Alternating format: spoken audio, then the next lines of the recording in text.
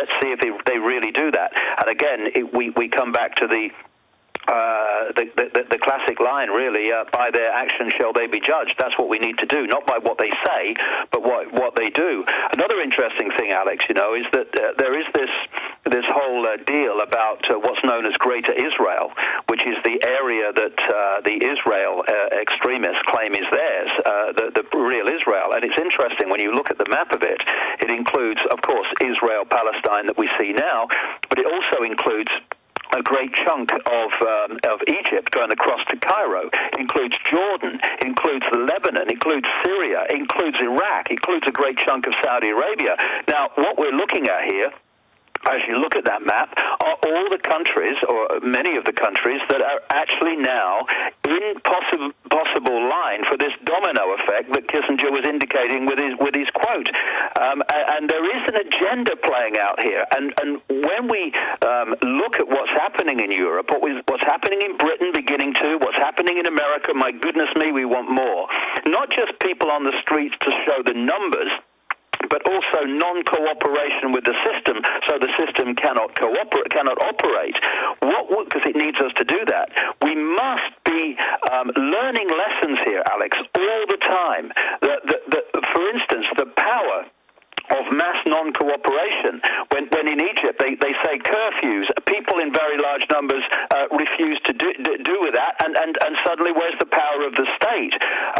Understanding and starting to get as much as we can prepared for the fact, as we've seen in Egypt, that when the real revolution unfolds against a regime, one of the first things to go is not only truth, but actually the internet and mobile phone networks, so people can't communicate. And another thing we need to keep in our minds is no ideology. When we really trigger this true human revolution against these tyrannies, or collective tyrannies, different faces or masks on the same face around the world, no ideology, equal freedom for everybody, no matter what their color, creed, religion, view, anything. Freedom must be our focus, not ideology and religious belief and all that stuff. We can argue about that or chat and debate about that. Let's keep our focus on what affects us all, and that's our basic freedoms being taken away. And so many people, they talk about wanting freedom, Alex, but they don't want freedom.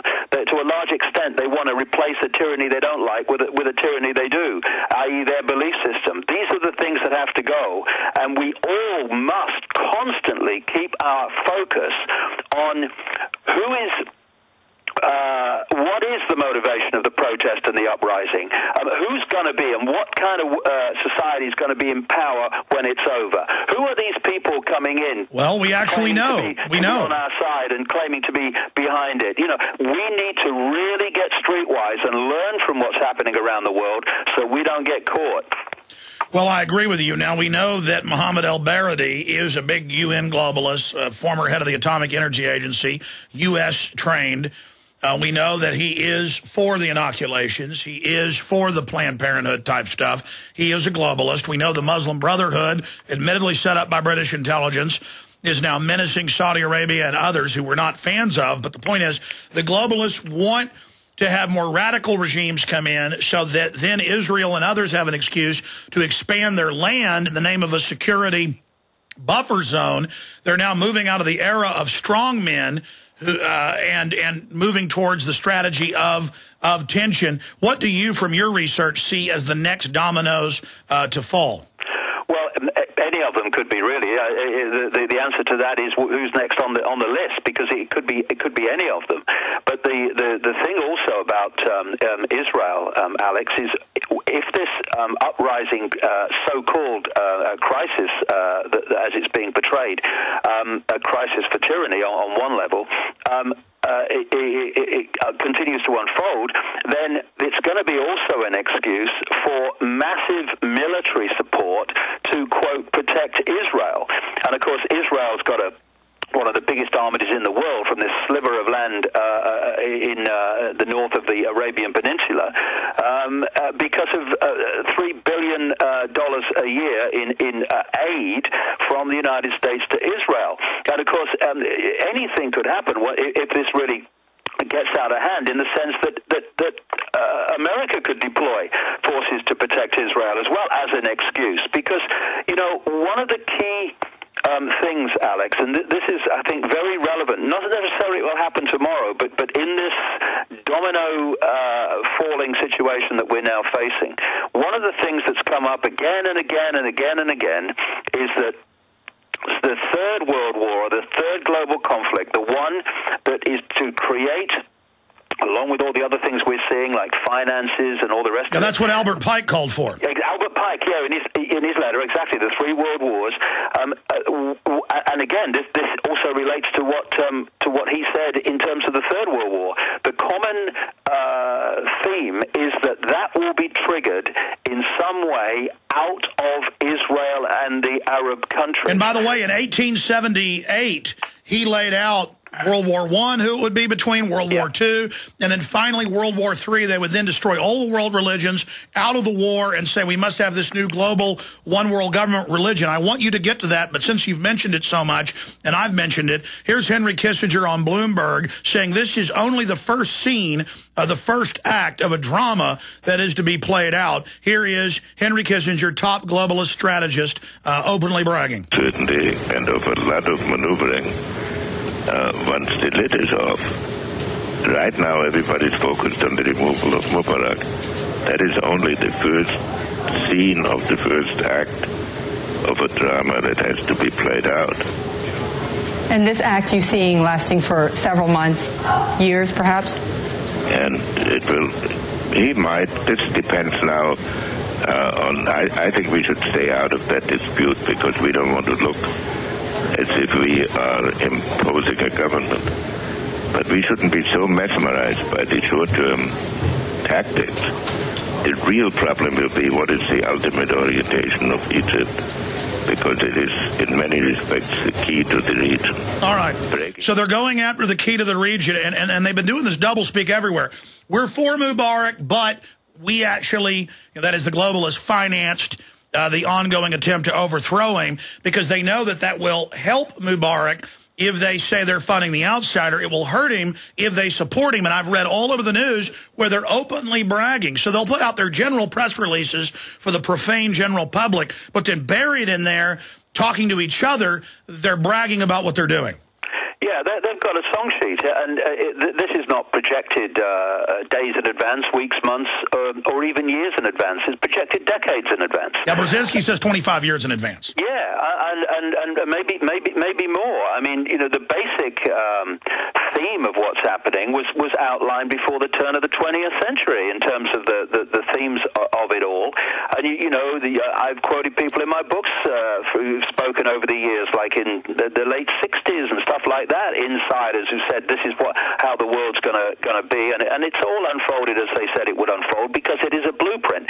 And now we're seeing a real major card being played here, which is designed to trigger offshoot consequences in all directions, because this is the tinder box. This is the explosive point where they want to the next whole stage to explode out of. Well, you heard him. He said it's the key.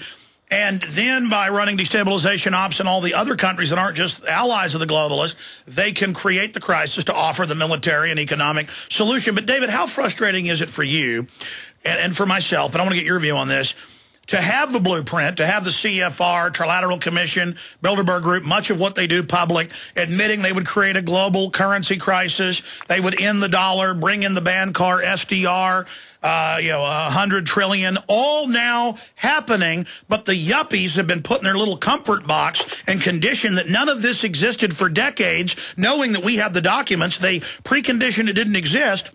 So now that it even exists and has emerged, people have gone, some of them, into a catatonic state of denying it exists, even as it's announced.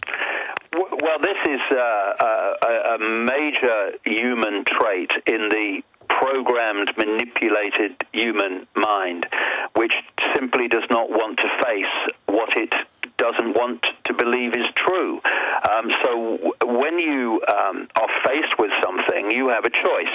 You can literally face it and deal with it, and we could sort this if we did this in large enough numbers, or you can try to kid yourself that it doesn't exist, and therefore it's okay. You know, people say in situations where it's obvious that horrific things are going to be done in the very near future, and they're still saying, oh, no, they'd never do that. No, you want to persuade yourself they'd never do that, so you don't have to get your backside unglued from the sofa and do things you'd rather not have to do. And this is why we're at this point, Alex, and it's like, how much more confirmation do people want? How much more blatant does it have to be? Does it have to be the knock on the door? Does it have to be being taken away after the knock on the door? I mean, when are you going to draw a line here?